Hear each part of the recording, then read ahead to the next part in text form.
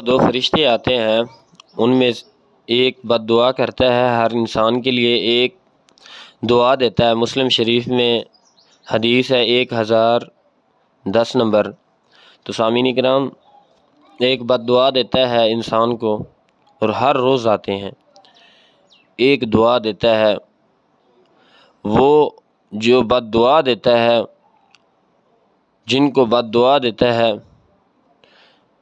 وہ ہم نہ ہوں، وہ گناہ ہم میں نہ ہو، وہ کام ہم میں نہ ہو، یہ آپ حدیث سن لیں گے تو فرشتے کی بد دعا سے آپ بچ جائیں گے۔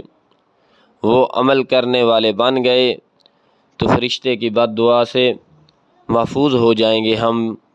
سامعین کرام آتے ہیں، کہتے ہیں اللہ جس نے آپ کے مال میں سے اللہ آپ کی راہ میں خرچ کیا ہے، آپ کے راہ میں صدقہ دیا ہے، آپ کی راہ میں زکوٰۃ دی ہے، آپ کی راہ میں خیرات کی ہے، اے اللہ، اے پیارے اللہ، اس کے مال میں مزید برکتیں عطا فرما۔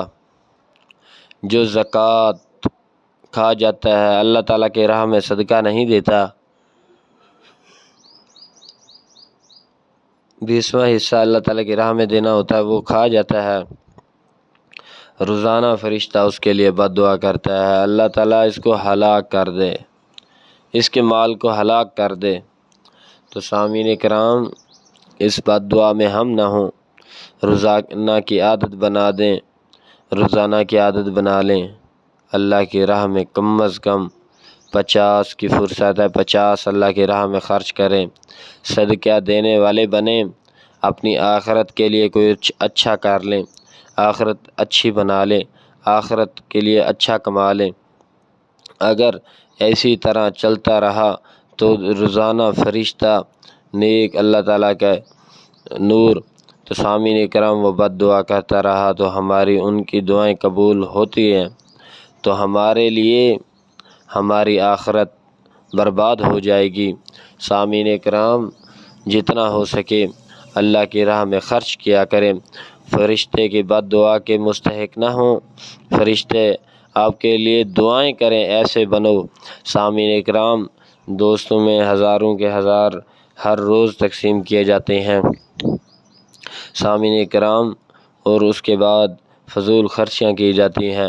اللہ کی راہ میں دیں تو سامعین کرام انشاءاللہ قیامت کے دن وہ صدقہ ڈھال بن کر ہمیں جہنم سے بچا لے گا انشاءاللہ۔ آج کے بعد یہ بننا ہے، فرشتہ ہمارے لیے روزانہ دعا کرے، بد دعا والا فرشتہ۔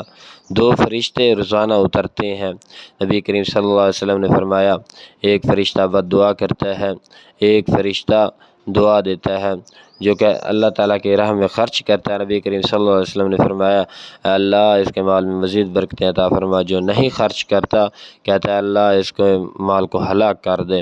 اللہ اکبر! آج مال میں ہلاکت آ چکی ہے، آج گھروں میں پیسے کی 5-5 ہزار کی دکھیاں ہیں، تو سامعین کرام برکتیں ختم ہو چکی ہیں، سکون ختم ہو چکا ہے۔ کیوں سکون ختم؟ یہ مال کی ہلاکت نہیں ہے تو اور کیا ہے؟ سامعین کرام مال کے پیچھے بھاگ رہی ہیں، یہ مال کی ہلاکت ہے۔ آ جائیں اللہ تعالیٰ کی طرف، اللہ تعالیٰ کی راہ میں خرچ کریں۔ وآخر دعوانا الحمدللہ رب العالمین۔